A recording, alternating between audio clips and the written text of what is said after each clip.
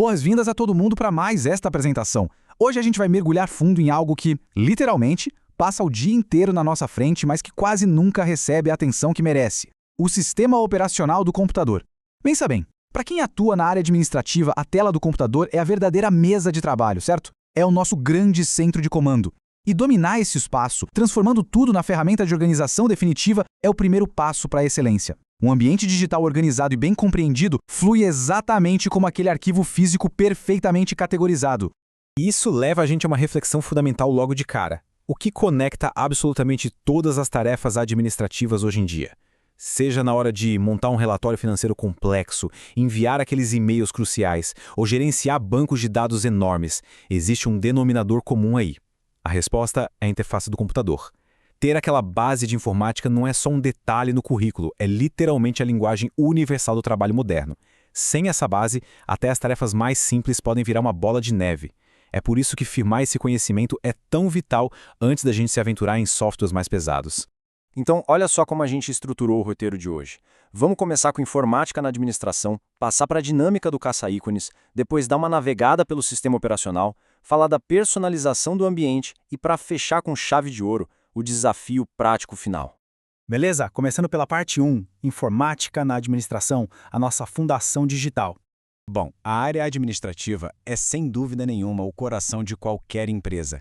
E a informática é tipo o sistema circulatório que mantém toda a informação rolando. Para interagir com tudo isso, a gente depende de um conceito muito importante: a interface gráfica do usuário, ou GUI em inglês. É até engraçado lembrar que, antigamente, usar um computador significava digitar um monte de linhas de código super complexas numa tela preta sem graça nenhuma. A interface gráfica simplesmente mudou o jogo. Ela traduziu a linguagem da máquina para um ambiente visual super intuitivo. Ela permite que a gente interaja com a máquina através de ícones gráficos e indicadores visuais. É a ponte perfeita entre a nossa lógica humana e o processamento digital. E agora vamos para a parte 2, a dinâmica caça-ícones.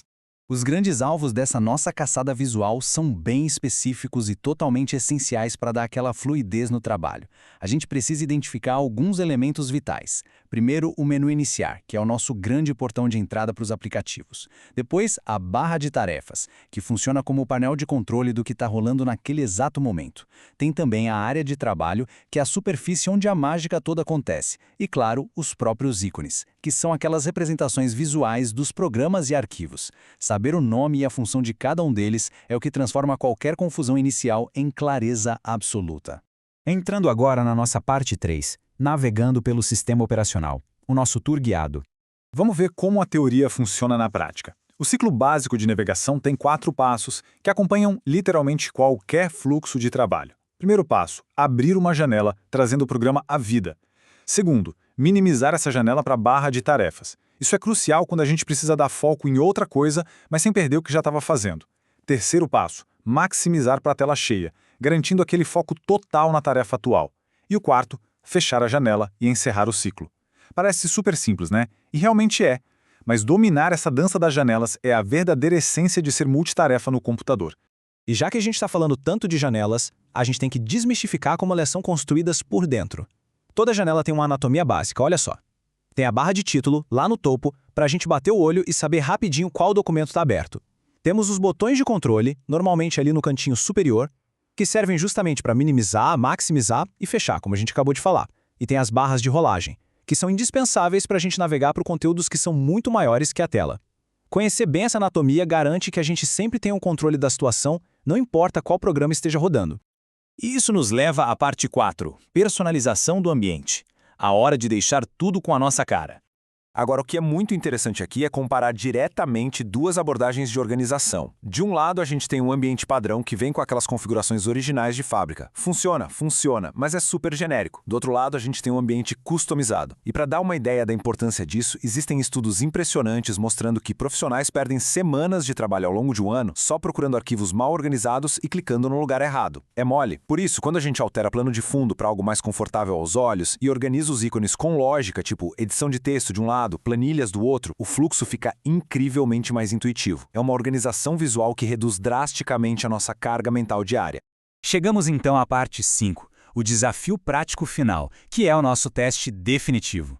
Para provar que o sistema operacional está dominado de verdade, é preciso passar por essa sequência de tarefas, que transforma tudo que é abstrato em habilidade motora pura. O desafio exige abrir vários programas ao mesmo tempo, que reflete bem a realidade de qualquer escritório. Depois, é preciso alternar entre essas janelas com bastante fluidez. Logo em seguida, organizar essas janelas lado a lado na tela. Isso é ouro na hora de comparar informações de dois documentos sem ter que ficar clicando e minimizando toda hora. E por fim, a verdadeira marca da agilidade: os atalhos básicos do teclado. Usar o teclado para copiar, colar e alternar tarefas é sem dúvida o que separa um usuário iniciante de profissionais altamente eficientes. Tudo isso traz a gente a um questionamento final e muito poderoso. Como o domínio dessas ferramentas digitais remodela o nosso potencial profissional? Bom, quando o sistema operacional deixa de ser um bicho de 7 cabeças, um obstáculo confuso, e passa a ser uma extensão natural do nosso pensamento, as portas simplesmente se abrem. Aquele medo de clicar no botão errado some e dá espaço para a confiança de aprender novos softwares, gerenciar projetos difíceis e entregar resultados com muito mais qualidade e velocidade. O espaço digital é praticamente infinito, e dominar tudo isso é ter nas mãos a chave para uma carreira promissora.